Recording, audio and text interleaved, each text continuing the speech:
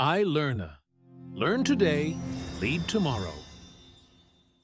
Right, so you want to go deep on fireproofing in those petroleum and petrochemical plants. Sounds good to me.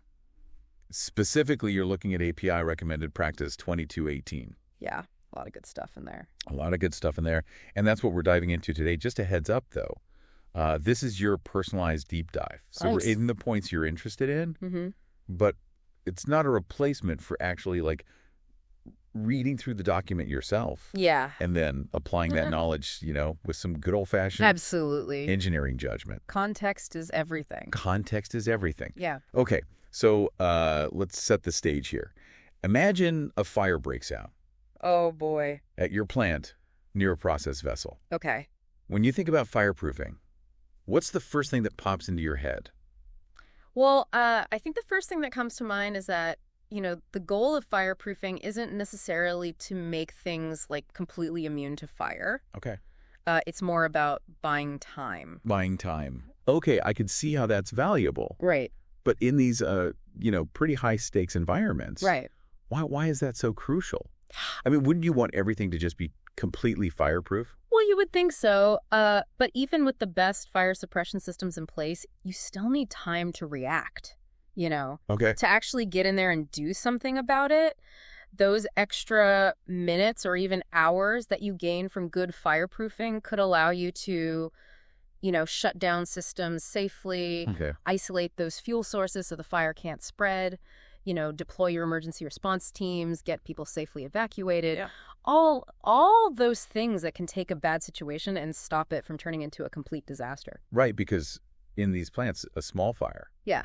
that gets out of control, that's Oh, yeah. risk. That's what we're trying to prevent. That's what we're trying to prevent. Okay, so it's not just about protecting equipment. It's Yeah. about protecting lives, too. It is. It's about buying your teams the time they need to get the situation under control before it, becomes truly catastrophic. Okay, that makes a lot of sense. Now, Mhm. API 2218, it's not just like a set of, hard and fast rules. Yeah. It's got different approaches for figuring out, where you need this fireproofing in the first place. Yeah. So I'm guessing it's not as simple as saying, okay, anything within 20 feet of something flammable You're right. It's definitely not that simple. needs to be fireproofed. Yeah. If we just went by distance, we wouldn't be considering all the little quirks that each plant has, Right. And all those processes that they're running, API 2218, is really pushing for a more, I guess you could call it holistic approach. Okay. Where you think about the types of materials that you're handling, the quantities of those materials, where are those weak points? How fast can you actually respond to an emergency in that area? Okay, so how does this document walk you through that evaluation? What are some of the key factors? Well, one of the first things they have you look at is what they call fire potential. Okay. It's essentially categorizing your equipment based on how likely a fire is to happen and then how bad could that fire actually be. Okay. So it's almost like a risk rating system. Okay. And a good example is if you have a large, high-pressure reactor Okay. full of something that's highly flammable, that's going to have a much higher fire potential rating Right. than, say, a storage tank that's full of something that's pretty inert. So a massive reactor with volatile chemicals, that's going to get way more attention. Way more attention. Yeah. Than a tank full of, something relatively stable. Right.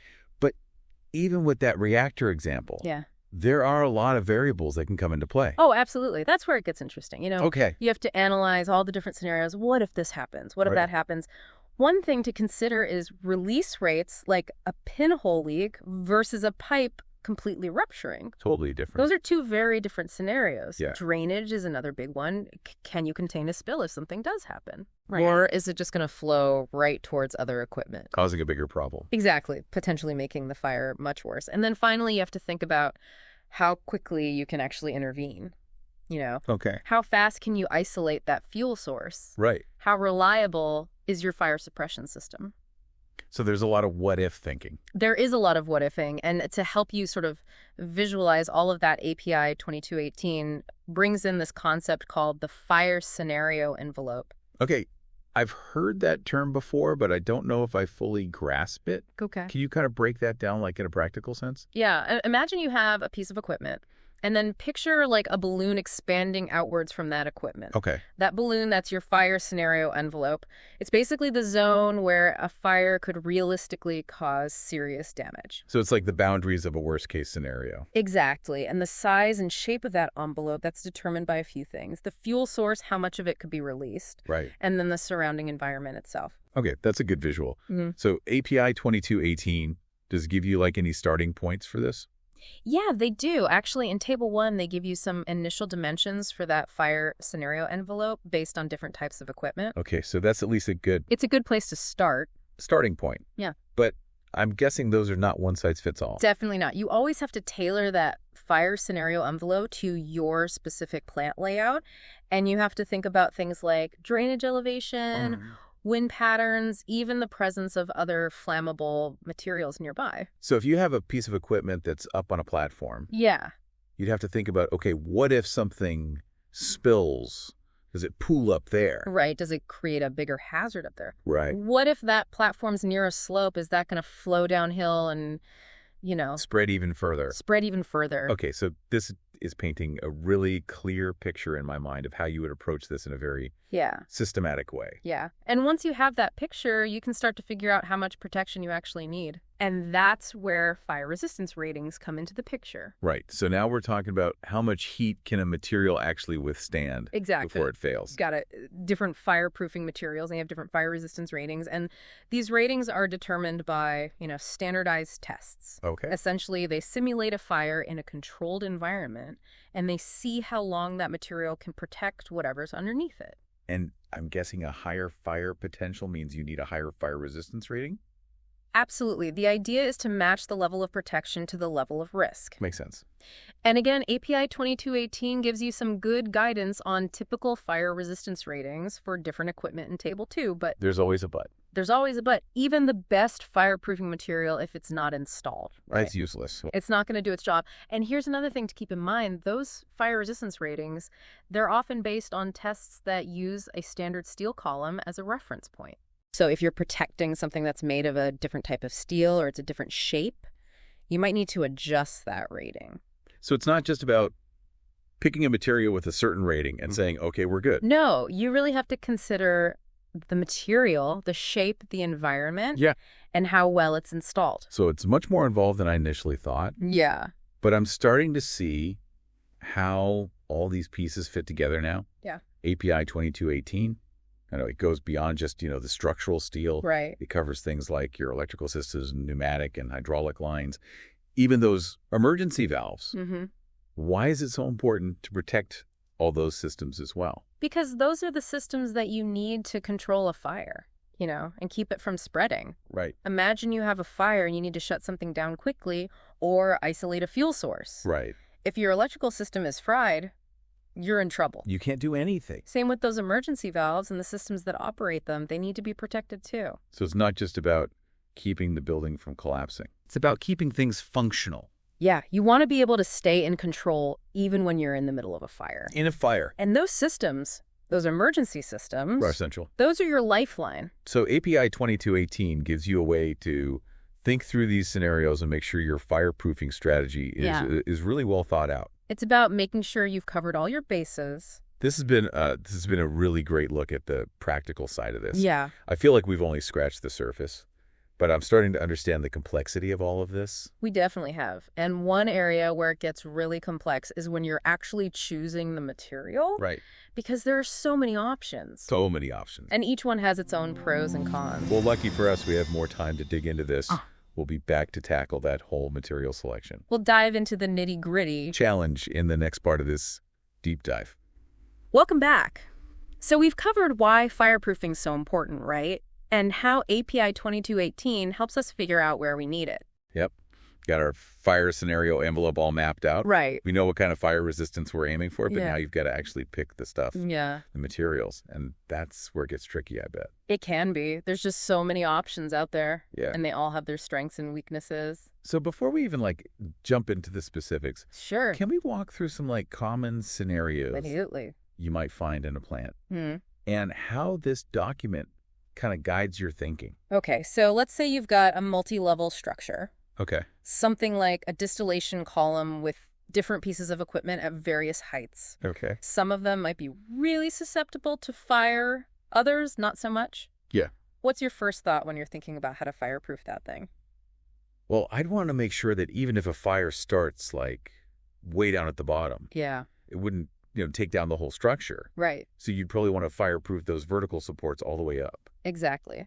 API 2218 recommends fireproofing both your vertical and horizontal supports. Okay. All the way from the ground up to the highest level where you have that fire-prone equipment. So you're making like a fire-resistant backbone You got it. for that whole section. Okay. Yeah. That makes sense. Now, what about equipment that's like mounted on top of a concrete structure? Okay. Do you still need to fireproof those supports? Well, it depends if the concrete itself provides enough fire resistance. Right. You might be okay. But if those supports are steel, Yeah. especially if they're close to a potential heat source, Yeah. you need to think about it. Okay. And even with concrete structures, you got to consider those smaller components like the brackets or lugs that connect the equipment. So even if the main structure's fine, those smaller steel bits Yeah. could be a weak point. They can be. And here's another thing. If you're dealing with vessels that operate at high temperatures, Okay. you have to be careful about how you fireproof the supports. Oh, why is that? I would think insulation would be good there. Well, yeah, for fire protection it is. But if you have too much insulation on the supports during normal operation, Yeah. they could actually overheat. Oh? So to prevent that, they often stop the fireproofing a foot or two below where the support connects to the vessel, Okay.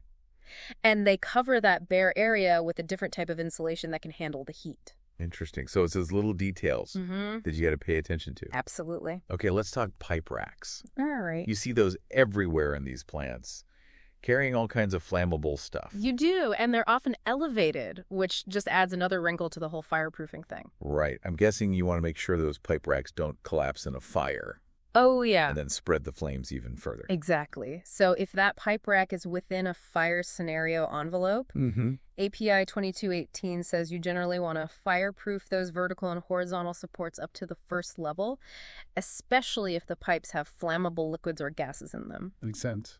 And if you have larger pipes, over 6 inches in diameter or big pumps underneath, you might need to go even higher, up to like 30 feet. Okay. But do you need to fireproof every single beam on the rack? Not always. Some of those beams are mostly there for wind or earthquake resistance. Right. They don't really hold up the load, so you can often focus on those primary structural members, Okay. the ones that are really keeping the whole thing from falling down. So strategic decisions based on what's Yeah. absolutely necessary. Exactly. Now, one case where you almost always want to fireproof the whole pipe rack Okay. is when you have those air-cooled heat exchangers mounted on top. Oh, yeah, those big fin fan units. Those guys, Why do those need special attention? well, if those exchangers fail in a fire, they can release a lot of flammable material, and because they're up high, Yeah. that fire can spread really quickly. Yeah. So fireproofing the whole rack, including the supports for those fin fan units, Okay. adds that extra layer of protection. So you're not just protecting the pipes themselves. Yeah. You're protecting what's on the rack as well. Exactly. It's Yeah. all about thinking through those what-ifs. Right. And designing a system that minimizes the risks. Okay, and beyond pipe racks, you've got all sorts of towers and vessels in these plants. Oh, yeah. Right. Tons of them.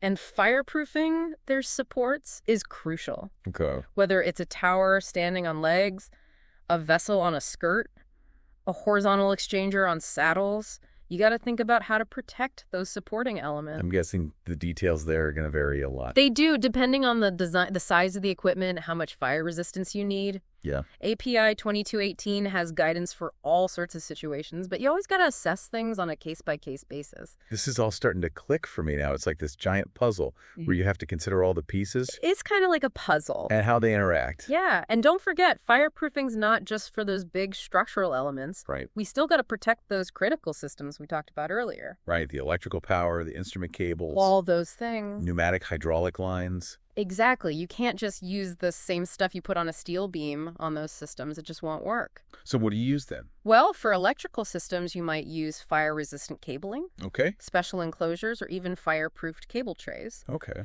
And for pneumatic and hydraulic lines, there are fire-resistant materials and protective jackets specifically for those applications. So it's about choosing the right tool for the job. You need something that's compatible with that system and the hazards it faces. Right, and let's not forget about emergency valves. Those are often the key to isolating fuel sources Yeah. and keeping a fire from getting worse. Right. You got to make sure those work. Yeah, you got to make sure those actuators can operate even in intense heat. So in a fire, you're not just fighting the flames. Nope. You're fighting against time, trying to stay in control. It's a race against the clock.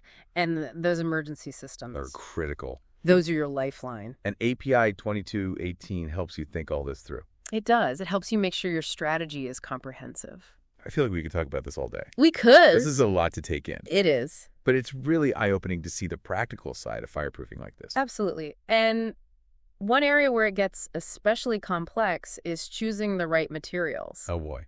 There are so many options out there. So many options. Yeah. Well, we've got more deep dive to do. We'll come back and tackle that whole material selection challenge. Buckle up. It's about to get technical. Welcome back to our deep dive.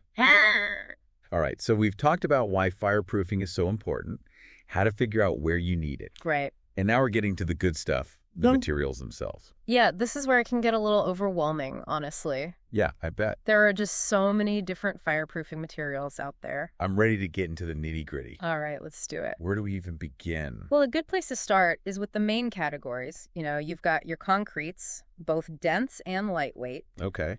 You've got those spray-applied fire-resistive materials. Those are often called SFRMs. You've got things like masonry blocks, endothermic wraps, and then a whole bunch of specialized materials for very specific applications. So it's not just about picking fireproofing off the shelf. Right. You got to know what type is right for the job. Absolutely. Let's start with concretes. Those seem like the tried and true, the old reliables of the fireproofing world. Yeah, dense concrete's been used forever. It's got a proven track record. What are their strengths and weaknesses? Well, dense concrete, it's strong, durable, relatively inexpensive. Okay. The big downside is the weight. Yeah, that makes It sense. can be a real challenge for older structures that weren't designed to handle all that extra weight. You don't want to add so much fireproofing that you cause other problems. Exactly. Now, lightweight concrete that tries to address that weight issue. Okay. It uses lighter aggregates like vermiculite or perlite. It's still pretty durable, but it tends to be more expensive than dense concrete. Right. And it can be a little more prone to damage. So trade-offs. Yeah, always trade-offs. Between weight and cost and durability. Exactly. Now, what about those spray-applied fire-resistant materials, the SFRMs? Right. Those seem like they've become pretty popular.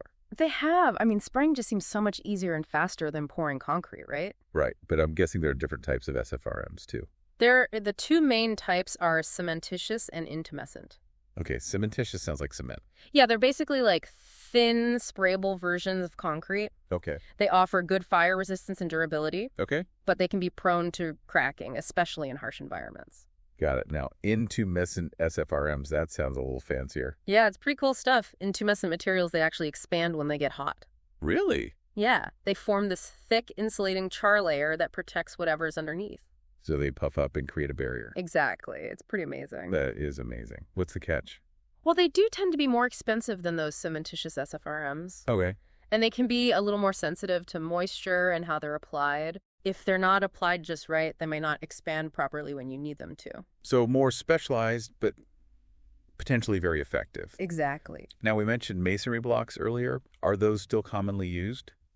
Not as much these days. Okay. They've kind of fallen out of favor for large-scale projects. They're heavy, time-consuming to install, Yeah, and not as versatile as some of those other materials. makes sense. Yeah. What about endothermic wraps? Okay, so endothermic wraps, those are made from flexible inorganic materials that absorb heat as they decompose. Okay. They're often used for protecting cables, pipes, smaller components, Okay. rather than those big structural elements. So a more specialized solution for those critical systems we talked about. Exactly. They're lightweight, easy to apply, but they do need to be sealed up properly to prevent moisture damage. It's like every material has its place depending on what you're trying to do. Yeah, and figuring out which one's right for you, that's the tough part. Right. How do you even approach that decision? There's no easy answer. Unfortunately, you need to weigh all those factors we talked about. Right. The fire resistance rating, Mhm. weight limits, Durability, durability, budget. budget, how easy is it to apply? What are the environmental conditions in your plant? Right. It's a lot to juggle. It sounds like it. So you really can't just pick the one with the highest fire resistance rating and call it a day. No, There's a lot more to it than that. And that's where those fireproofing experts and manufacturers come in. Absolutely. They can help you figure out what you need and recommend the best material for the job. Right. And they can also help you with the installation, which, as we've talked about, is super important. It's like anything else in engineering. Get the experts involved. Exactly. Any other words of wisdom before we wrap this up? I think the big takeaway is that fireproofing is just one piece of the puzzle. Okay. It's not a magic bullet. You need to combine it with other fire safety measures. Like sprinkler systems? Sprinkler systems, Yeah. fire detection alarms. Right. Proper drainage, and maybe most importantly, a well-trained workforce that knows what to do in an emergency. That's a great point. Fireproofing buys you time, Yeah, but you got to know how to use that time. exactly. It's all about creating a culture of safety. Well said. All right, we've covered a lot of ground in this deep dive. We have. And hopefully you listening out there have a better understanding of how fireproofing works in these plants. It's a critical topic and one that deserves a lot of attention. Absolutely. And remember, this was just a high-level overview. Right. So we encourage you to check out API 2218 yourself. Yeah, Dig into the details that are relevant to you. absolutely. And as always, we'd love to hear your thoughts. Leave a comment on our YouTube channel. Let's keep the conversation going.